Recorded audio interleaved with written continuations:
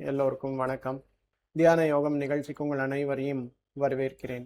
இன்னைக்கு பகவத்கீதா சத்சங்கத்தில் இன்னும் ஒரு ஸ்லோகத்தின் பற்றி தெரிஞ்சுக்கலாம்.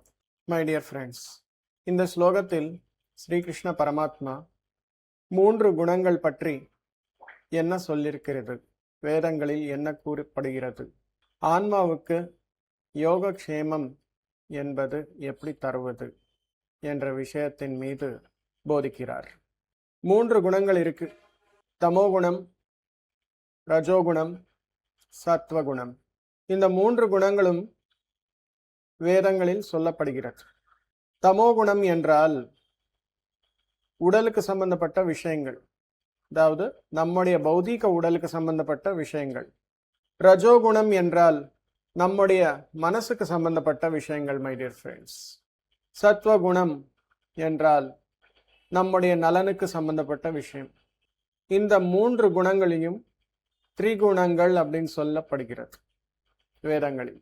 இந்த 3 குணங்களின் மூலம் நமக்கு என்ன வருது அப்படின்னா ஆசைகள் வருது. நமக்கு இது தேவை, இது இருந்தா நல்லது, இது இல்லாம இருந்தா எப்படி அப்படின்ற மாதிரி நிறைய ஆசைகள் என்பது வருது.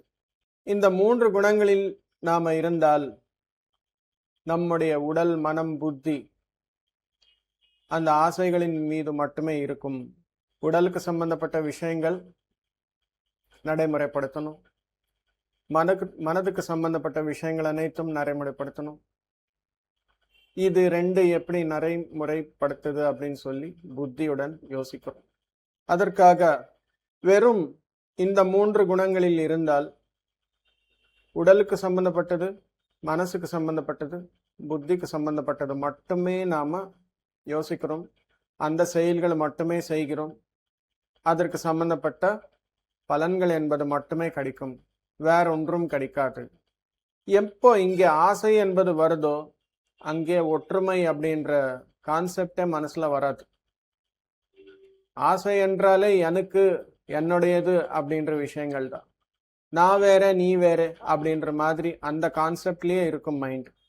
இந்த ஒற்றுமைக்கு வரணும் அப்படின்னா உடல், மனம், புத்திக்கு மேலே நம்முடைய பார்வை என்பது இருக்கணும்.